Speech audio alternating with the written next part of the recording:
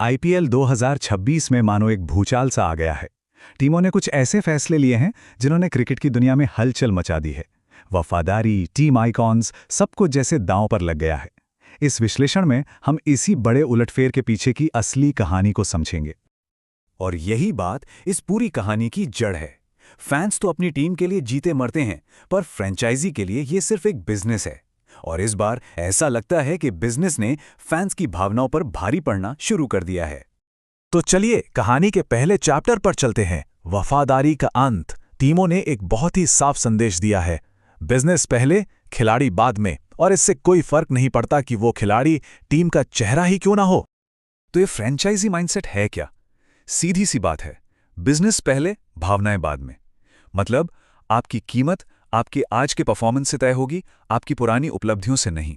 ये कड़वा सच है, जहां सिर्फ नंबर बोलते हैं, इमोशंस नहीं।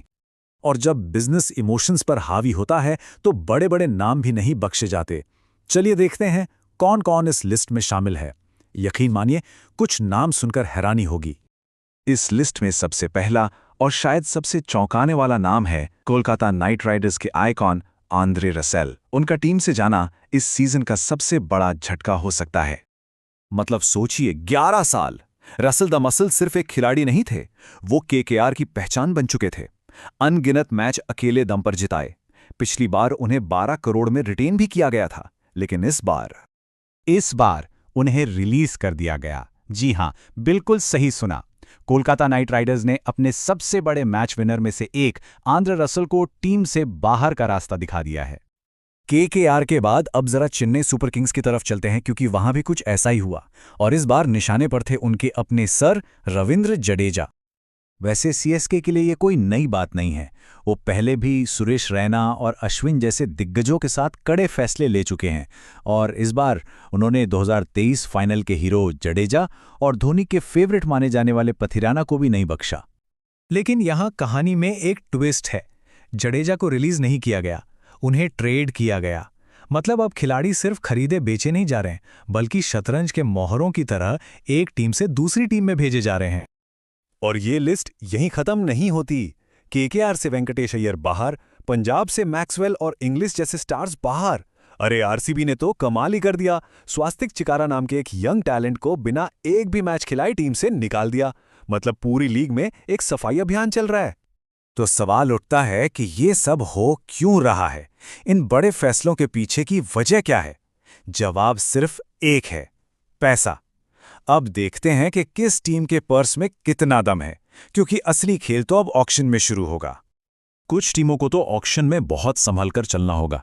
जैसे पंजाब के पास सिर्फ 11 करोड़, गुजरात के पास 13 और आरसीबी के पास करीब 16.5 करोड़ हैं।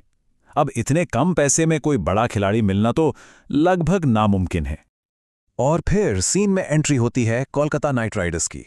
अपने सारे बड़े खिलाड़ियों को रिलीज करने के बाद अब उनके खजाने में है पूरे 64 करोड़ रुपए। ये जो फर्क है ना, यही असली कहानी है।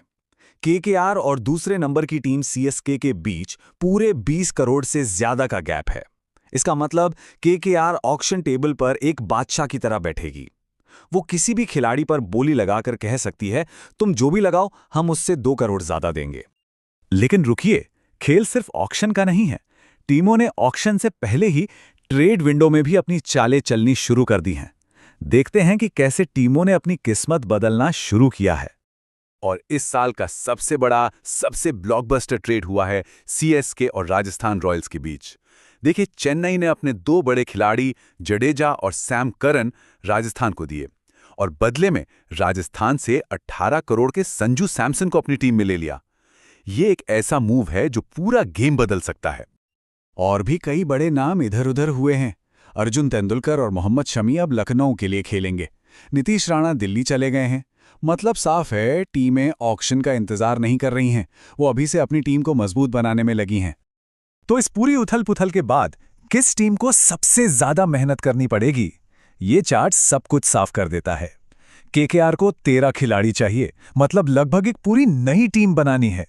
वहीं दूसरी तरफ मुंबई इंडियंस को सिर्फ 5 स्लॉट भरने हैं, यानी उनकी टीम काफी हद तक सेट है।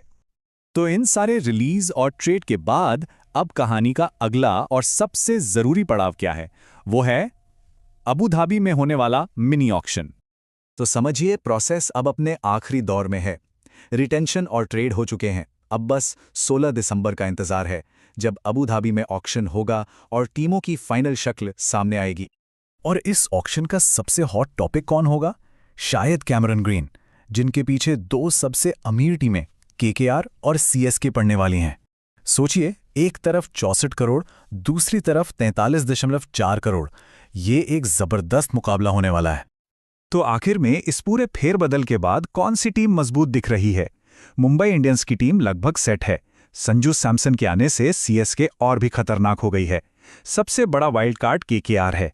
इतना पैसा है, पर क्या वो सही टीम बना पाएगी? और पंजाब, अपने बड़े रिलीज के बाद उनकी राह थोड़ी मुश्किल लग रही है। और ये सब हमें एक बड़े सवाल पे लाके खड़ा कर देता है।